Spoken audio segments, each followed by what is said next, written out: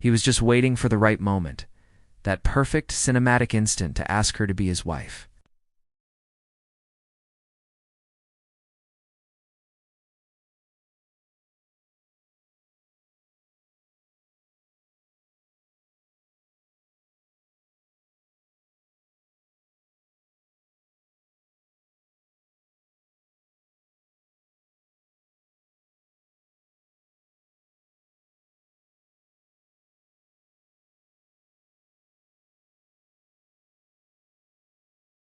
It was the break she had been waiting for, and Leo was overjoyed for her. He never once saw Mark as a threat. Why would he? His trust in Madeline was absolute. He saw Mark as a stepping stone in her career, nothing more. He was just the guy opening the door to her success.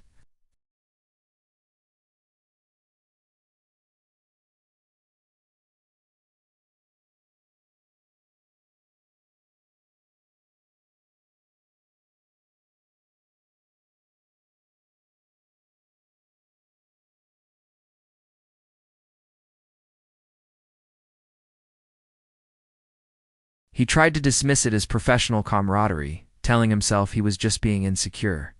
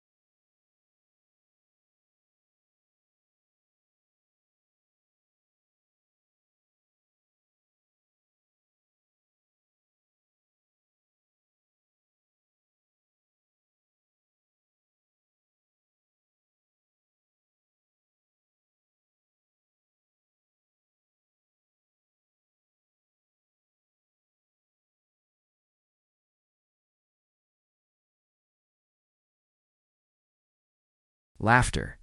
A man's laughter he recognized instantly. It was Mark.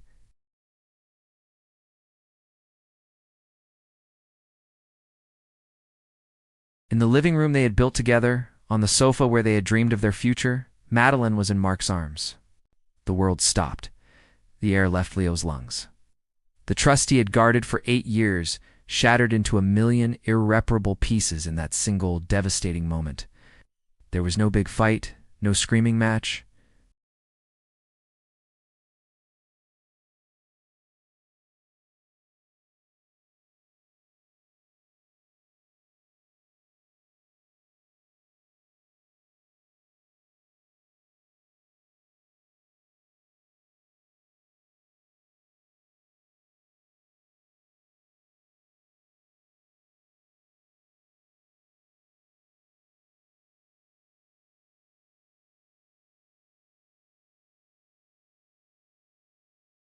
The pain was immense, a physical ache in his chest. But underneath the pain, a new feeling was taking root, a cold, calculated resolve. Leo disappeared. He didn't answer her calls or texts. He moved in with a friend and went completely dark. Madeline and Mark, meanwhile, were living it up. She moved into Mark's lavish penthouse apartment. They were the art world's new power couple. Their faces splashed across social media, looking blissful and untouchable. They took over the apartment Leo and Madeline had shared, with all of Leo's belongings still inside. His books, his furniture, his life, they didn't seem to care. To them, he was just a ghost, a memory they had already discarded. So they assumed he had crawled away, broken and defeated. They underestimated him. They had no idea what he was planning. Leo spent the next few months meticulously plotting. He wasn't going to slash tires or send angry texts. His revenge would be strategic, silent, and devastating.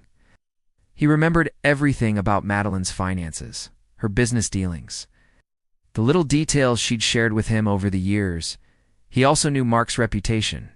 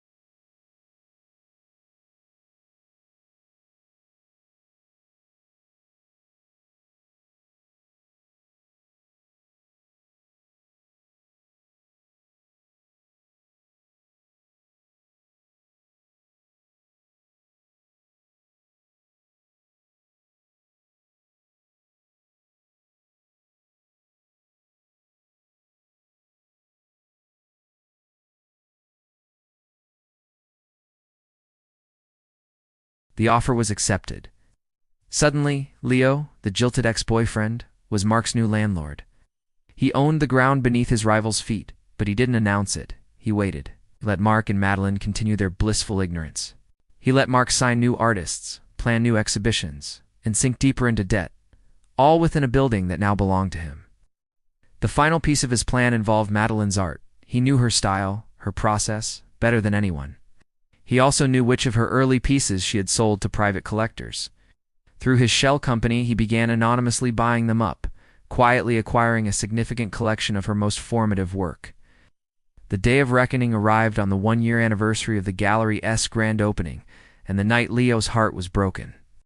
Mark had planned a huge celebration, a gala, to showcase his success and his star artist, Madeline.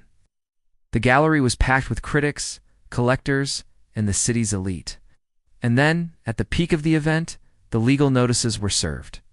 A courier walked through the glittering crowd and handed Mark an envelope. Inside was a notice of lease termination.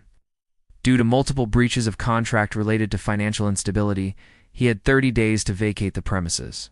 Panic flashed across Mark's face. He tried to call the property owner, only to be routed to a lawyer who informed him that his appeals were useless. Simultaneously, a press release hit the inboxes of every major art journalist in the city. It announced the launch of a new online gallery, gallery's inaugural exhibition, Madeline Collection, The Early Years, a comprehensive retrospective of her work. The owner of this new gallery was, of course, Leo. He had undercut her entire market. By owning her most important early works, he controlled her legacy. Her new art, produced under Mark's influence, now seemed secondary. The narrative had shifted. Leo wasn't the forgotten ex. He was a major new player in the art world, and he held the keys to her past. The fallout was immediate and catastrophic for Mark and Madeline. Mark's gallery collapsed. With no location and his financial ruin exposed, his artists abandoned him, and his reputation was destroyed.